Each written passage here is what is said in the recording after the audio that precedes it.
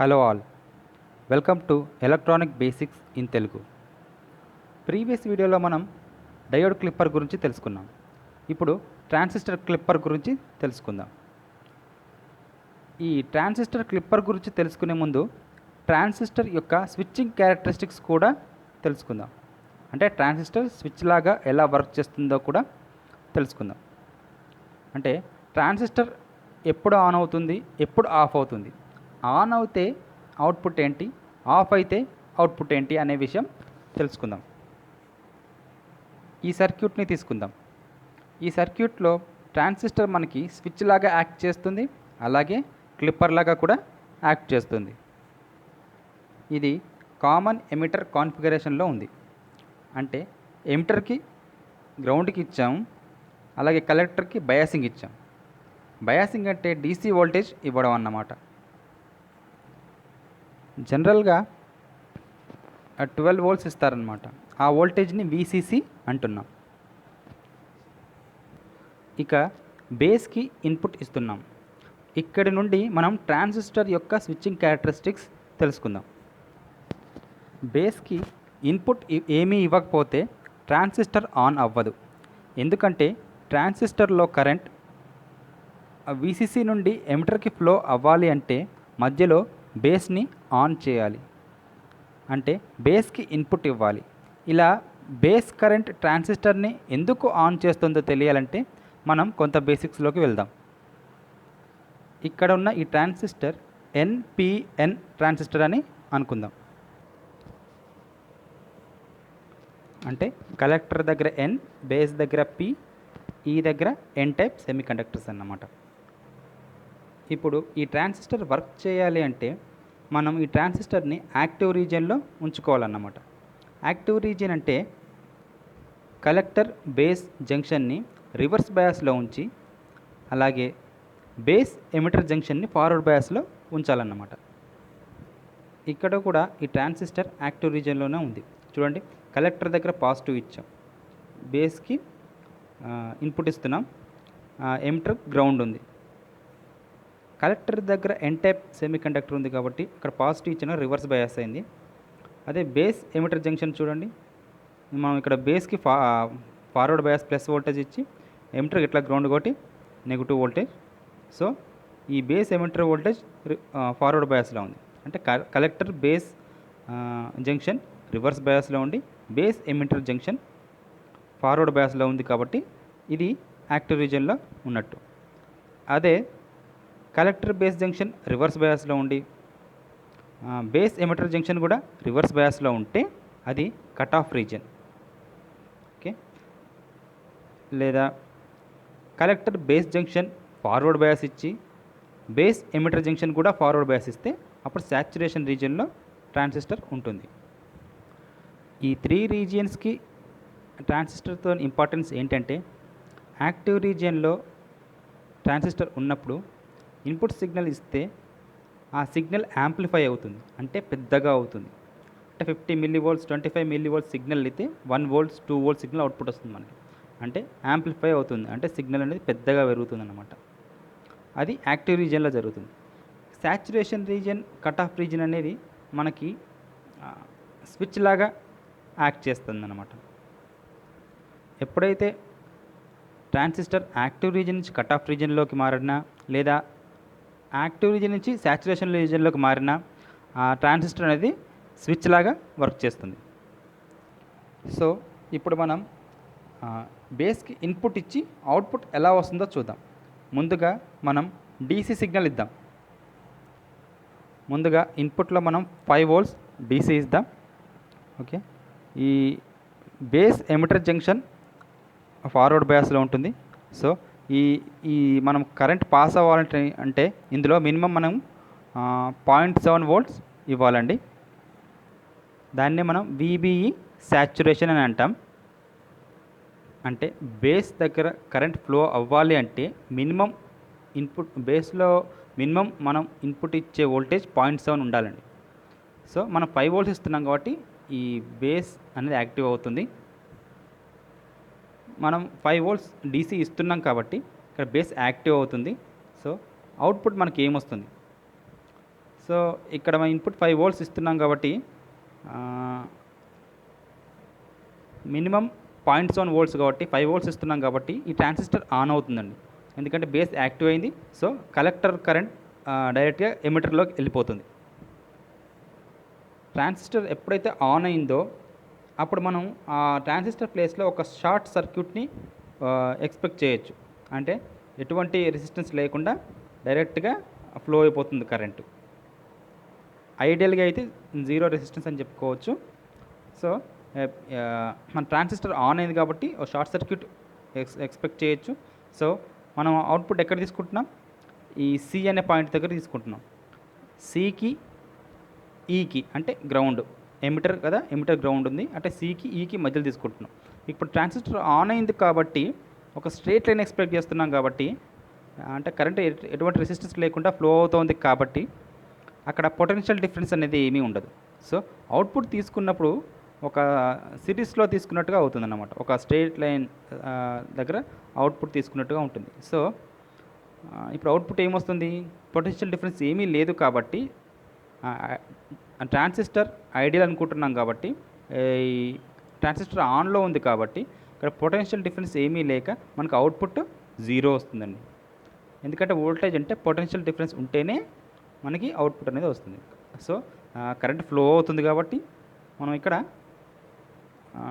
ఒక అవుట్పుట్ అనేది 0 వస్తుంది. అదే మనం ఇప్పుడు ఇన్పుట్లో 0 వోల్ట్స్ ఇచ్చి చూద్దాం. ఈ ట్రాన్సిస్టర్ VBE సాచురేషన్ ఎంత అండి? 0.7 వోల్ట్స్ అని చెప్పుకున్నాం కదా. ఈ 0.7 వోల్ట్స్ కంటే తక్కువ ఉంటే ట్రాన్సిస్టర్ ఆన్ అవ్వదు. అంటే 0 వోల్ట్స్ తీసుకున్నాం. 0 వోల్ట్స్ తీసుకున్నాం కాబట్టి ఈ ట్రాన్సిస్టర్ అనేది ఆన్ అవ్వదు. సో ఇప్పుడు ట్రాన్సిస్టర్ ఆన్ అవ్వకపోతే అవుట్పుట్ ఏంటి? ట్రాన్సిస్టర్ ఆఫ్ అయిపోతుంది. ట్రాన్సిస్టర్ ఆఫ్ అయిపోతే అక్కడ మనం ఓపెన్ సర్క్యూట్ డ్రా చేయొచ్చండి. ఓకే, అంటే ఈ ట్రాన్సిస్టర్ గుండా కరెంట్ ఫ్లో అవ్వదు. ఓకే, సో ఇప్పుడు కరెంట్ ఫ్లో అవ్వకపోతే మనకు అవుట్పుట్ ఏంటి? ఇక్కడ VCC ఉంది చూడండి. ఈ VCC గుండా మనకి అవుట్పుట్ వస్తుందన్నమాట. అప్పుడు మనం Vout ఏం రాయొచ్చు? Vout = VCC. కానీ ఈ కరెంట్ RC త్రూ ఫ్లో అవుతుంది ఇక్కడ.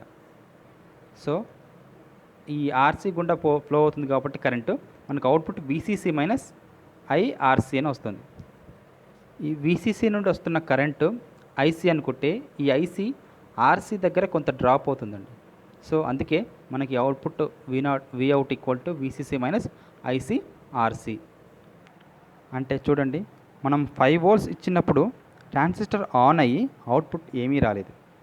ఓకే, అదే ఏమీ ఇన్పుట్ ఇవ్వనప్పుడు లేదా 0 వోల్ట్స్ ఉన్నప్పుడు ట్రాన్సిస్టర్ ఆఫ్ అయ్యి అవుట్పుట్ అనేది వచ్చింది. ఓకే, VCC అనేది DC అండి. ఓకే, DC సప్లై కాబట్టి మనకి అవుట్పుట్ కూడా DC వస్తుంది. సో మనకి DCకి దగ్గరగా ఉన్న సిగ్నల్ స్క్వేర్ వేవ్ తీసుకుందాం. ఓకే, ఎందుకంటే స్క్వేర్ వేవ్లో పాజిటివ్ DCలా ఉంటుంది, నెగిటివ్ 0 వోల్ట్స్ DC లాగా ఉంటుంది. సో ఆ వేవ్ తీసుకుందాం. సో ఇన్పుట్ వేవ్ ఇలా స్క్వేర్ వేవ్ తీసుకున్నాం అనుకోండి. పాజిటివ్ 5 వోల్ట్స్ అనుకోండి, నెగిటివ్ 0 వోల్ట్స్ అనుకోండి. సో ఈ ఫస్ట్ పాజిటివ్ పార్ట్ ఉన్నప్పుడు 5 వోల్ట్స్ ఉన్నప్పుడు అవుట్పుట్ ఏమొస్తుంది మనకి? ఈ ట్రాన్సిస్టర్ ఆన్ అవుతుంది కదా, పాజిటివ్ 5 వోల్ట్స్ ఉన్న పార్ట్లో ట్రాన్సిస్టర్ ఆన్ అవుతుంది. సో అంతవరకు 0 వస్తుంది మనకి.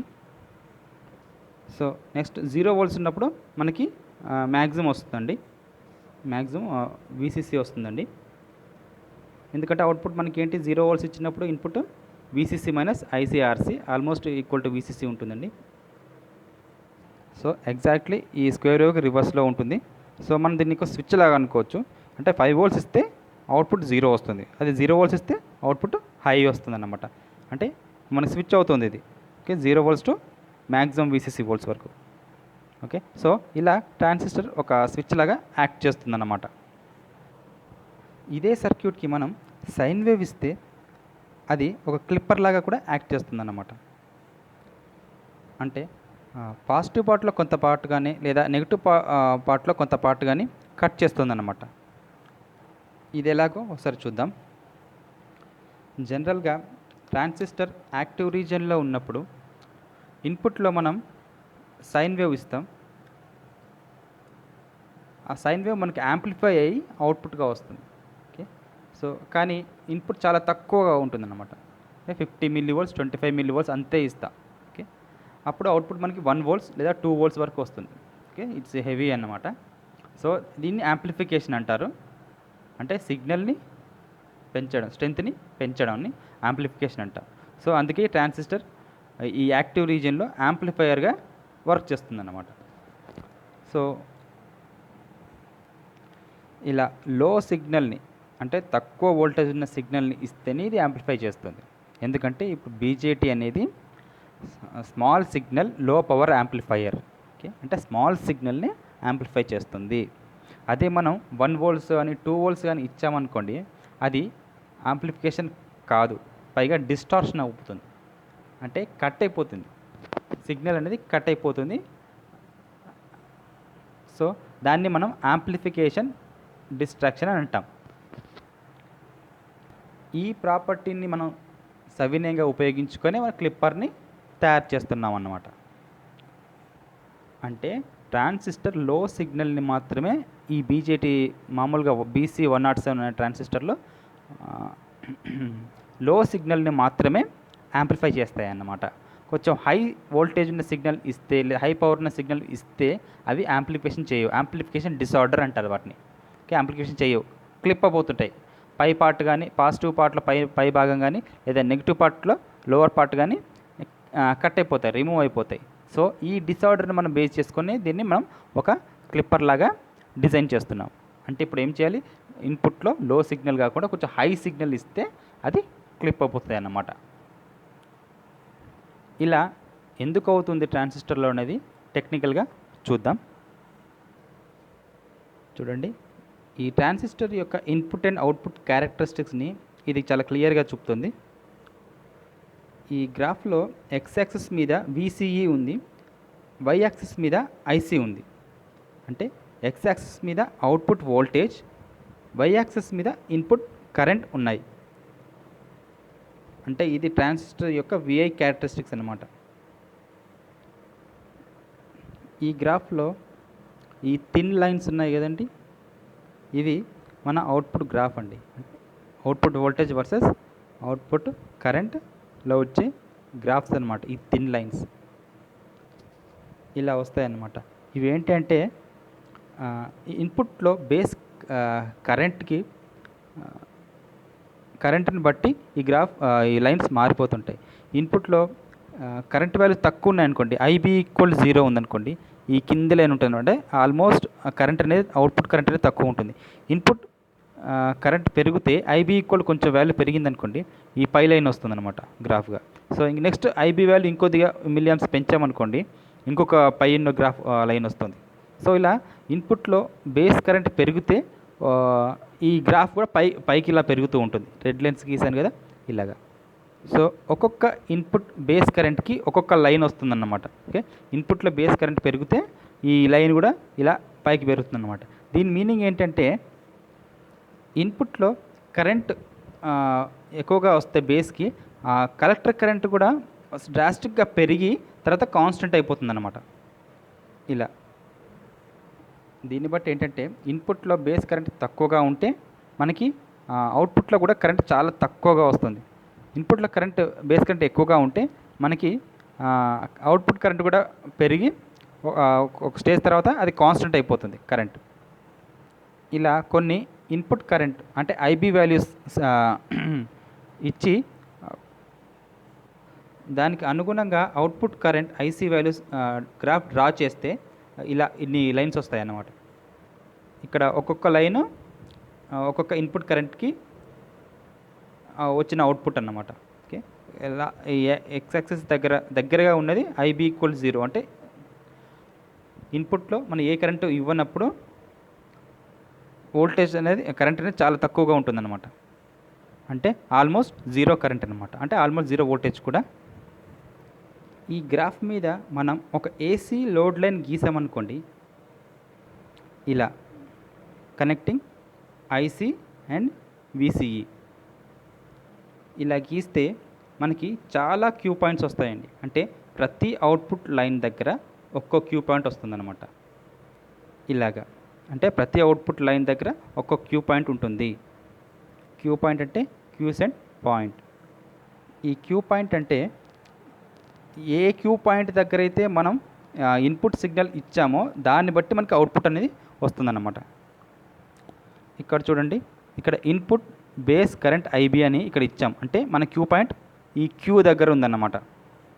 అంటే మనం సైన్ వేవ్ ఇక్కడ ఇస్తున్నాం అన్నమాట. అంటే ఈ వోల్టేజ్ దగ్గర ఈ కరెంట్ పాస్ అయ్యేట్టు మనకి సైన్ వేవ్ ఇన్పుట్గా ఇస్తున్నాము. అంటే మనం ట్రాన్సిస్టర్ క్లిప్పర్గా వర్క్ చేయాలి అంటే మా ఇన్పుట్లో సైన్ వేవ్ ఎక్కువగా ఉండాలి. ఎందుకంటే యాంప్లిఫికేషన్ డిసార్డర్ అనేది జరగాలి. సో ఈ క్యూ పాయింట్ సెలెక్ట్ చేసుకొని మనం ఇక్కడ ఇన్పుట్ ఇచ్చామన్నమాట. ఓకే, ఇప్పుడు ఇది ఎలా క్లిప్ అవుతుందో చూద్దాం. ఇక్కడ బ్లూ కలర్లో ఉన్న సైన్ వేవ్ ఇన్పుట్ అండి, రెడ్ కలర్లో ఉన్నాయి అవుట్పుట్స్. ఓకే, ఇది అవుట్పుట్ కరెంట్ అండి, ఇది అవుట్పుట్ వోల్టేజ్. సో మనం ఇన్పుట్ ఇలా ఇచ్చాం. చూడండి, ఇక్కడ ఇన్పుట్ కరెంట్కి అవుట్పుట్ కరెంట్ ఎలా వచ్చింది, అవుట్పుట్ వోల్టేజ్ ఎలా వచ్చిందో చూడండి. ఇన్పుట్ కరెంట్ పీక్ చూడండి, రెడ్ లైన్ గీసాను. అలాగే అవుట్పుట్ కరెంట్ కూడా పీక్ చూడండి, సేమ్ వచ్చింది. ఓకేనా, ఎందుకంటే ఇది యాక్టివ్ రీజియన్లోనే ఉంది. సో అవుట్పుట్ కూడా యాజ్ ఇట్ ఈజ్ అలాగే ఏం షేప్ మారకుండా వచ్చేసింది. అదే ఇన్పుట్ కరెంట్ని బట్టి అవుట్పుట్ వోల్టేజ్ కూడా చూడండి సేమ్ అలాగే వచ్చింది. కాకపోతే చూడండి, ఇన్పుట్లో సైన్ వేవ్ ఇంక్రీజ్ అవుతున్న కొద్దీ అవుట్పుట్లో వోల్టేజ్లో సైన్ వేవ్ అనేది తగ్గిపోతూ ఉంటుంది. అదే ఇన్పుట్లో కరెంట్ పీక్ పాజిటివ్ పీక్ నుంచి జీరోకి వెళ్ళి అలా నెగిటివ్కి వెళ్ళిపోతున్న కొద్దీ ఇక్కడ అవుట్పుట్ వోల్టేజ్లో ఇంక్రీజ్ అవుతూ ఉంటుంది. ఇది ఎందుకంటే ట్రాన్సిస్టింగ్ స్విచ్చింగ్ క్యారెక్టరిస్టిక్ వల్ల. సైన్ వేవ్ పాజిటివ్లో ఇన్పుట్లో ఇస్తున్నాం కాబట్టి సైన్ వేవ్ పాజిటివ్ అవుతున్న కొద్దీ ట్రాన్సిస్టర్ ఆన్ అవుతుంది. ట్రాన్సిస్టర్ ఆన్ అవుతే అవుట్పుట్ జీరో వస్తుంది. ఓకే, అంటే ఇక్కడ సైన్ వేవ్ స్లోగా ఇంక్రీజ్ అవుతుంది కాబట్టి ఇక్కడ ట్రాన్సిస్టర్ అవుట్పుట్గా స్లోగా డిక్రీజ్ అవుతూ ఉంటుంది. ఓకే, ఎప్పుడైతే పీక్ స్టేజ్కి వెళ్ళిపోయిందో ట్రాన్సిస్టర్ ఇన్పుట్ అప్పుడు ట్రాన్సిస్టర్ అవుట్పుట్ అనేది ఆల్మోస్ట్ జీరోకి వెళ్ళిపోతూ ఉంటుంది.